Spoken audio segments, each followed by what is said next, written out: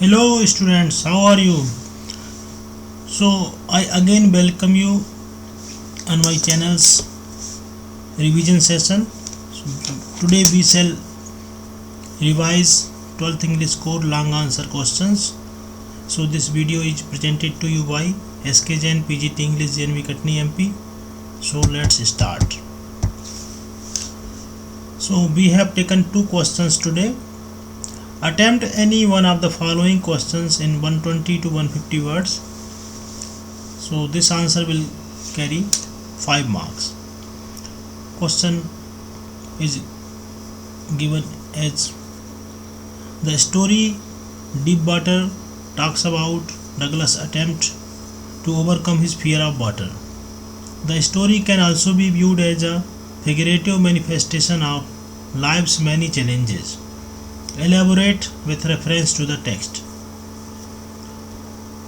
Or, how does the story Rat Trap highlight the importance of community over isolation? Support your rationale with textual evidence. So the answer of the first option is given here. We all have to face tough changes in our life, out of which many are unexpected and many are difficult to overcome. But we must also learn to conquer those challenges with inner strength, effective coping skills and support. The story Deep Water gives such message, in which a boy named Douglas tries hard to face the challenge and wins in the end. So students, इस प्रश्न का उत्तर लिखने के लिए आपको पूरी story, पूरा lesson दिमाग में रखना होगा, उस हिसाब से लिखना पड़ेगा।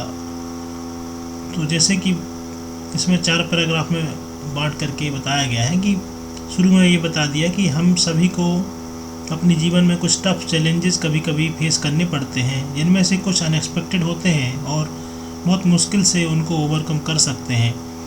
लेकिन हमको सीखना चाहिए अपने inner strength, effective coping skill और सपोर्ट के ज़रिए इन चैलेंजेस से निपटना सीखना चाहिए।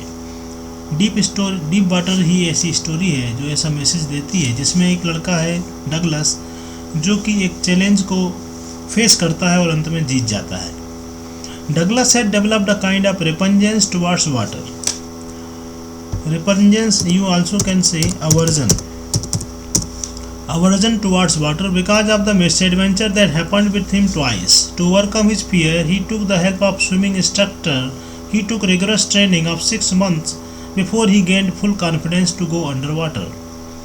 तो डगलस को भी वाटर स्पोर्ट्स से, वाटर बॉडीज से डर लगने लगा था, एक अवर्जन हो गया था, क्योंकि उसके साथ बचपन में 2 मिस एडवेंचर हुए। एक बार जब वह अपने पिता के साथ कैलिफोर्निया बीच में खड़ा था और लहरों के प्रभाव से दब गया था, तो उसके मन में एक डर उत्पन्न हो गया। दूसरी बार जब वो 10-11 साल का था, YMCA पूल में सीखने के लिए जाता था, तो एक दिन एक बुली बॉय ने उसको deep end of the pool में फेंक दिया था और वह 3 प्रयास करने के बावजूद भी बाहर नहीं निकल पाया, अनकॉन्शियस हो गया था। सो 2 बार वह असफल, 2 बार के अनुभवों से उसके मन में डर बैठ गया। तो अपने डर को ओवरकम करने के लिए, to overcome his fear, he took the help of his swimming instructor. उसने एक स्विमिंग इंस्ट्रक्टर की मदद ली और 6 महीने की रिगरस ट्रेनिंग, लगातार ट्रेनिंग, कठोर ट्रेनिंग के बाद उसमें फुल कॉन्फिडेंस आ गया। Douglas still felt terror stricken when he was alone in the pool.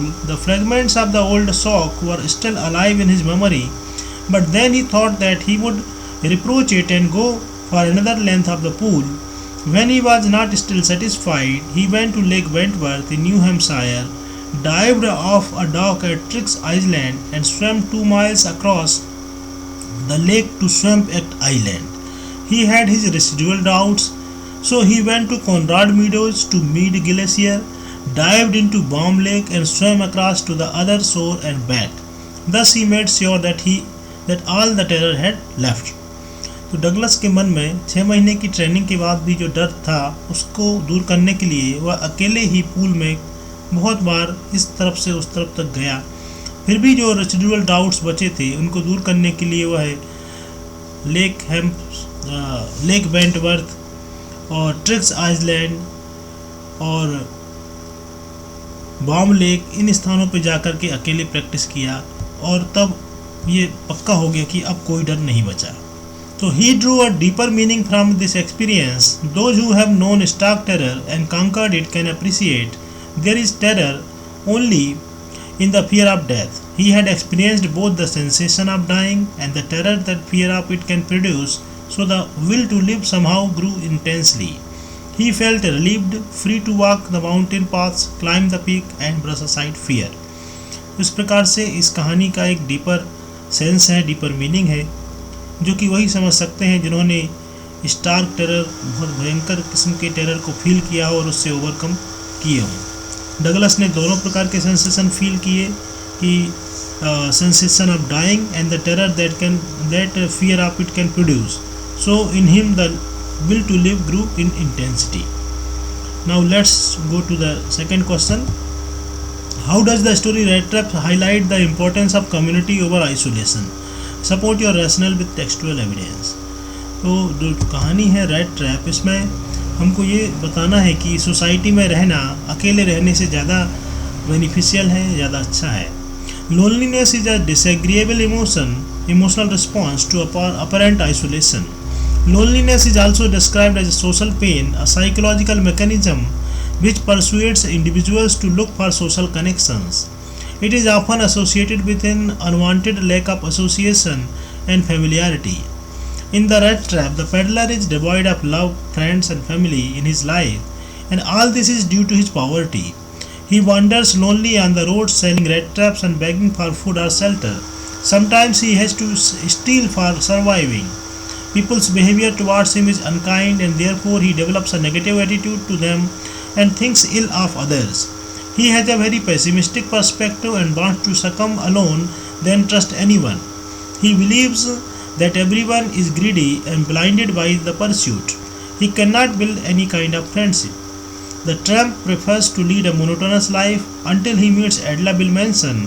She treats him with kindness and her benevolent act helps him realize that there is also good in this world.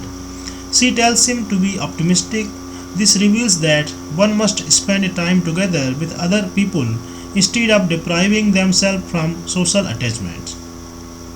So students, इस answer में आपको mainly loneliness के बारे में और social connection कितना ज़रूरी है ये इम्पोर्टेंस हमको देते हुए आंसर लिखना है कि लोनलीनेस एक सोशल पेन है, एक साइकोलॉजिकल मैकेनिज्म है जिससे कि लोनलीनेस से जब आदमी तंग आ जाता है तो वो सोशल कनेक्शन को देखता है, सर्च करता है।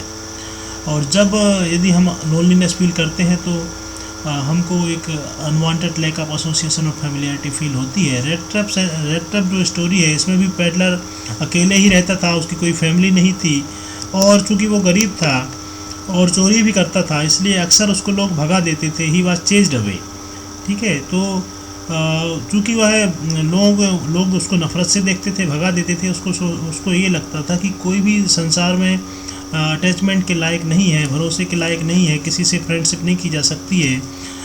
Since the people's behaviour towards him is unkind and therefore he develops a negative attitude to them, thinks ill of other. वो सबके बारे में बुरा ही सोचता था और सोचता था कि सारे लोग एक रेड ट्रैप, जैसे रेड ट्रैप में चूहा किसी भोजन के आकर्षण में जाके फंस जाता है, ऐसे सारे लोग किसी न किसी वेट के लिए चक्कर लगा रहे हैं और संसार के रेड ट्रैप में फंसे हुए हैं। सो वह मोनोटोनस लाइफ ही जीता रहा जब तक कि एडला बिलमेंसन से उसकी भेंट नहीं हुई। एडला बिलमेंसन ने उस पर ट्रस्ट किया, काइंडनेस दिखाया और इस प्रकार से उसके बिहेवियर से उसका पूरा एटीट्यूड चेंज हो गया। So Adela Billmanson tells him to be optimistic and reveals that one must spend time together with other people instead of depriving themselves from social attachment. So this is the way of writing the long answer. Students, continue writing and making practice. In this way you will be able to get good marks. Have a good luck for you.